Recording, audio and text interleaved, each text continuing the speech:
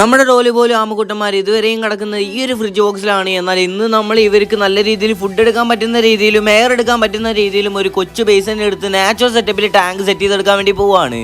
അതിനായിട്ട് നമ്മളിവിടെ ഒരു ബേസിൻ എടുത്ത് വെച്ചിട്ടുണ്ട്. ഇനി അതിന്റെ അടിഭാഗം നമ്മൾ എംസാൻഡ് ഇടുകയാണ്. കുറച്ചും കൂടി നാച്ചുറൽ സെറ്റപ്പ് കിട്ടാനും ആ ഒരു പുഴയുടെ അല്ലെങ്കിൽ ആ ഒരു തോടിന്റെ ഫീൽ കിട്ടാൻ വേണ്ടിയിട്ടാണ് അങ്ങനെ ചെയ്യുന്നത്. ഇനി അവർക്ക് ഹൈഡ് ചെയ്തിരിക്കാൻ വേണ്ടിയിട്ട് ഒരു ചിരട്ടയുടെ ഒരു ഭാഗം നമ്മൾ പൊളിച്ചു വെച്ചിട്ടുണ്ട്. എന്നിട്ട് അതും അതിൽ സെറ്റ് ചെയ്ത് കൊടുത്തിട്ടുണ്ട്. ഇങ്ങനെ ഇരിക്കും അതിന്റെ ഉൾഭാഗം കാണാനായിട്ട്.